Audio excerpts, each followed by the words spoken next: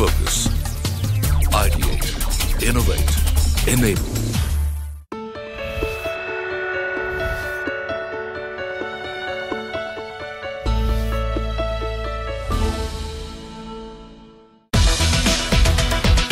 Over the last 2 weeks, we have shown the spotlight on innovative research and technology endeavors between Australia and India that are fostering robust partnerships across fields of education, safety and security, and healthcare.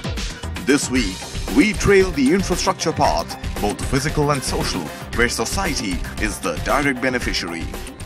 Well, I think what's important is that both of our countries need to be open to the opportunities as they present themselves, of course, as well as making our own opportunities. So we would be interested clearly in looking at what joint ventures may well be available, what collaborations that there may well be. An exchange of individuals and ideas between our two countries would certainly be something that we would be very interested in pursuing.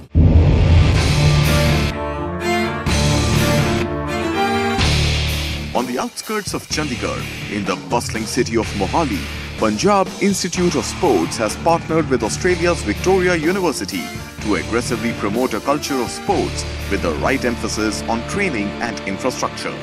Prime Minister of India and Prime Minister of Australia signed an MOU 2 years back to have sports development programs in either of the countries. So with keeping that in base, we signed MOU with Victoria University. So it's the coach development program. The glaring lack of world-class coach development programs and robust sports sciences programs in India influenced Punjab Institute of Sports to sign an MOU with Victoria University, Australia to tap into its expertise of training modules for various sporting disciplines. With a clear objective of producing highly motivated players of pedigree who would be equipped to bring laurels to India, Punjab Institute of Sports has set out on its tracks to produce future sporting icons. To see that the end product is good, that's why we have tied up with them. Because make a player, it's not easy. It's a 15 years job. You have to catch a kid at the age of 6 to 8 and then train him for 12 years, then he becomes a world standard player. Party begins in Mumbai. Becoming a sportsperson comes with its own set of challenges. Determination, discipline and diet are perhaps as important as passion and patience. This is where coaching comes in to help athletes tap into their full potential. Coaching the Coach is Australia's contribution to Punjab Institute of Sports. It's all the three things. It's a theory, it's a practical, then it's analyze. The young trainee athletes at this institute believe that the right emphasis on coaching would give them the edge in competitions where victory and defeat are decided by fine margins. पिछले 3 साल से हम यहाँ पर हैं और यहाँ पर जो नई टेक्निक सिखाई जाती है वो ऑस्ट्रेलिया से कोच आए थे। उन्होंने हमारे एजिलिटी और स्पीड स्ट्रेंथ को बढ़ाने के लिए एक्सरसाइज बताई। मुझे विश्वास है कि हमें यहाँ पे बेस्ट ट्रेनिंग मिल रही है क्योंकि यहाँ पे हम एक नेशनल मेडल के बेस पे हम प्रैक्टिस नहीं कर रहे हैं, हम इंटरनेशनल और ओलंपिक तक हमारा टारगेट है। Punjab Institute of Sports along with Victoria University plans to inculcate a sporting culture by opening more sports complexes across the state of Punjab to enable more effective coaching and also offer cutting-edge sports infrastructure in the state.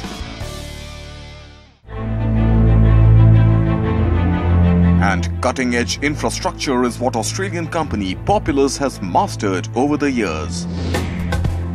From the Melbourne cricket ground overlooking the Yarra River in Melbourne, the capital city of Victoria, to the Sydney International Convention Centre and many other illustrious marvels of design and architecture. Populous has developed top-quality sports, convention and entertainment infrastructure projects. At Populous, we say that we design spaces where people love to be together. You know, some of the major projects that you might have seen of ours are Wimbledon, the Wembley Stadium. We're part of the team that delivered the MCG, the Sydney Olympic Stadium, the Arsenal Stadium. I think anytime a client is looking to deliver a project, a major infrastructural project in the sport, convention or entertainment space, ours is one of the names at the top. Having worked across 2,000 major projects the world over, Populous is among the most proficient players when it comes to large public infrastructure projects. The great thing about being a specialist is that you're always pushing the boundaries of your specialized field. And I'd like to believe that in sport, convention, and entertainment, the three fields that we target and we're placed in that we're pretty much at the top of our game. We're constantly pushing the boundaries, exploring new ideas, exploring new fields. I mean, there's always competition, and competition is healthy, but I'd like to believe that we're right up there at the top. Operating in India for the last 6 years, Populous has a battery of marquee convention centers and stadiums in development across multiple Indian states. When we started in India, we were doing our projects purely out of Australia. Now we've got a small team in India as well. And what we've seen is the ability of people in India to be able to pick up the systems at a very rapid rate once they're given the proper training and the ability to be able to work with those systems. So I think that the challenge is one of just adopting those systems at a higher rate and the exposure to better work environments and better work systems. While concrete plans on infrastructure get implemented, there are ceilings to be broken on the social front too. The story of Salam Balak Trust coming up after the break.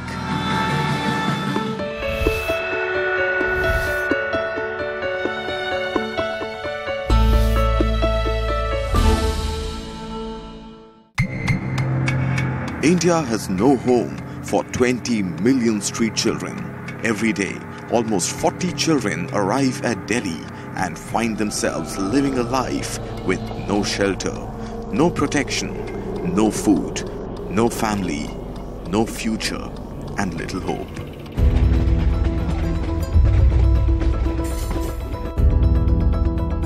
"10-year-old Anas and 12-year-old Ahmed ran from their homes and ended up at Old Delhi railway station. They were scared and clueless, vulnerable and easy targets for abuse and inhuman treatment. But they were perhaps luckier. They were rescued by the team of volunteers at Salam Balak Trust and taken to a land of safety and security. Salam Balak Trust is an NGO that provides a sensitive and caring environment to street children in Delhi. The trust was established in December 1988 with the proceeds from Meera Nair's film Salam Bombay. This film Salam Bombay started me thinking that why shouldn't we work with street and working children? We started a contact point at the railway station. GRP police gave us a balcony. And we used to go around to the platforms and ask these kids to come, and they were not interested, and when they said no, you'll get something to eat also, and some studies and painting, and so then few boys started coming.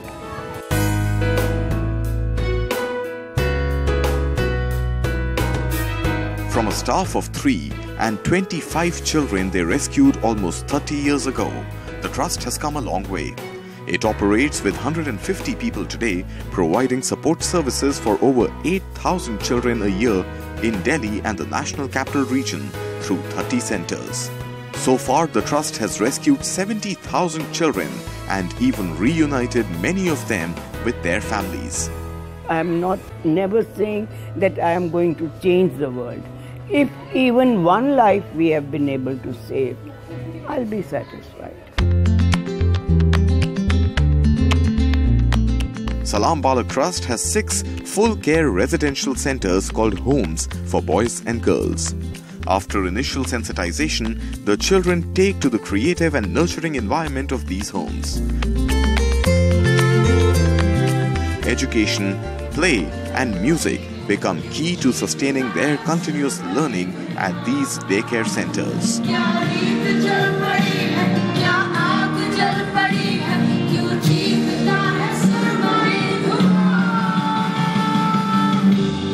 For many children, the streets were their only home until Salam Balak Trust found them. Now, with the support of Australia's CQ University, the Trust has trained many such children as city guides who share their personal stories of freedom and survival as they take visitors on the city walk into the street life of Delhi's Paharganj area. For 1 year, I spent living on the street. Whenever we feel hunger, we mostly used to go to the temples, and whatever money we made, always spent on watching Bollywood movies and visiting local monuments. We sponsor a number of the children that go through Salam Balak to go on to university. I have completed my high school, and now I'm studying. I'm doing honors in political science from University of Delhi, and also I'm doing diploma in travel and tourism.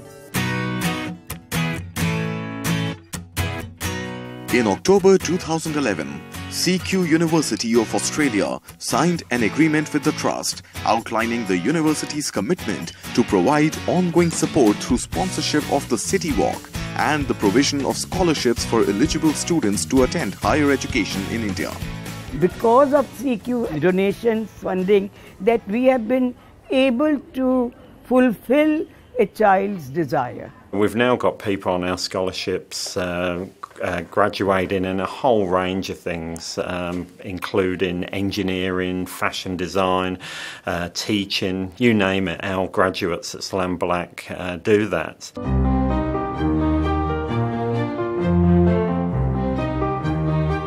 22-year-old Khushbu was found 7 years ago. A timid teenager with the fear of being alone reflected deep in her eyes. After clearing her 12th standard, Khushbu has now enrolled for a diploma in fashion designing at Indian Institute of Crafts and Designing, Jaipur. The entire course is being funded by CQ University. It's not about being famous or having fame, it's just I want to be a good designer in all aspects, that people know me.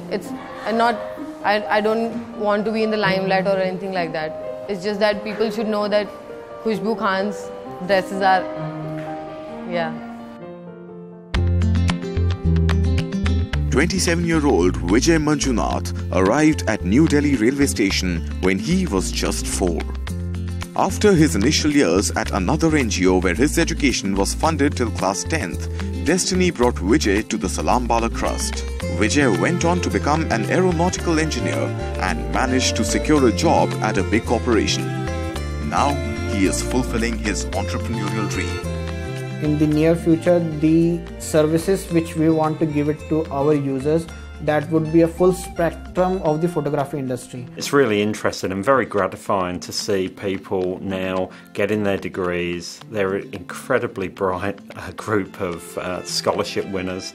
They're setting up their own companies, and guess what? They're coming back and they're giving back to Salam Balak, and they're looking for employment opportunities for other children and young people in Salam Balak. The smiles on these innocent faces clearly have an underlying message that every child is important, that they have a right to security and a life of dignity. A renaissance for these lesser privileged children came about with Salam Balak Trust, and with the support of Australia's CQ University, precious little lives are now enriched with food, shelter, healthcare, education, unconditional love, and more importantly, a future.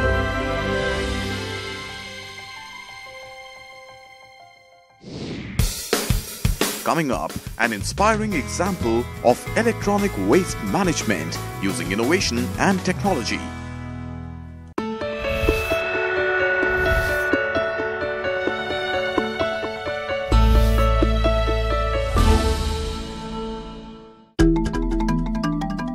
In 2014, Prime Minister Narendra Modi launched the Swachh Bharat Abhiyan, a mission to clean India. Its benefits for society are multifold. From simple hygiene to prevention of soil erosion, India is in dire need to better manage its waste. University of New South Wales in Australia has developed a cradle-to-cradle approach in its Centre for Sustainable Materials Research and Technology to develop micro-factories that recycle electronic waste to extract every element that went into its manufacturing. Well, you know, electronic waste, or e-waste as everyone calls it, is a massive challenge for humanity all over the world. I mean, we're talking about, millions of tons of this material, 20 to 40 million tons worldwide, per annum. And you're really talking about massive quantities. And it's not just seeing it as, okay, it's enormous in quantity. Of course it is. But if you start to look at UNEP numbers for the embedded value in these resources, we're suddenly talking about billions of dollars worth of resources that are embedded in these types of e-waste. And so, when you actually start to put those numbers into context, you go, this is a billion-dollar industry.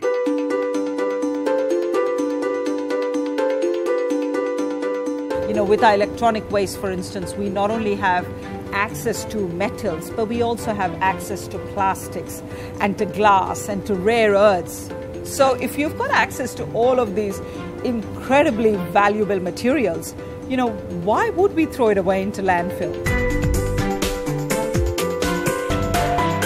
The kinds of solutions that we've developed at the Smart Center cover the full spectrum. We've been developing microfactory technology, and to us the exciting part about microfactories is that it really creates a model that enables distributed and decentralized manufacturing. Then you effectively have got the opportunity to transform, lives of people across different parts of the world. It just means that you can take locally available waste resources, and whether those waste resources are plastics or electronic waste or glass or whatever the case might be, but to use those inputs and to really create value-added materials at a local level is the best part about these microfactories. And I think that global impact is an important part of what we do at the Smart Center at UNSW. And we've actually done that. In our technologies, we've been able to show that all of these priorities can come together and work well together. I think one of the main motivating factors for all of us is we all want to make a difference to people's lives, and we all can see the value of science and what it means to businesses and to communities. And the fact that the collaborators and the people I met were just jumping out and wanting to build that partnership goes to show that there is natural synergy. While environmentally friendly industry relevance is at the core of these smart microfactories, there is also innovation that ties back to India's Swachh Bharat Abhiyan. The logo of the campaign is derived from the spectacles of Mahatma Gandhi, and the team at Smart was able to create a replica of the same for Prime Minister Narendra Modi using recycled electronic waste. We were given this opportunity to actually showcase an example of what we can achieve through our microfactories. So indeed, the Mahatma Gandhi's glasses, replicas of course, were gifted by our Prime Minister Malcolm Turnbull in April to India's Prime Minister Modi as basically, an example of innovation and how technology can make such a difference to people's lives. So if we can create such useful products and do that out of 100% waste using these types of 1D filaments, which is what our technology is all about in this instance, it can make such a difference. Because I think the most important outcome from all of this is, yes, it's good for the environment and good for business, but I think the most important outcome is that it has delivered an affordable product. So I think there's a very strong perception that innovation is really what's the next app, what's the next high-tech thing, gadget that's going to be invented. That's in fact not what innovation is all about. Innovation can be a new way of working, it can be a new system, a new procedure, a new material. As India marches ahead towards the path of development, ingenious innovation, international knowledge sharing and bilateral technology transfer will be of paramount importance. Industry and society will need to work in tandem, and global partnerships will need to be sustained for holistic socio-economic growth. Australian expertise can provide solutions to Indian organizations, and partnerships thus forged could help catapult India to the next level of growth.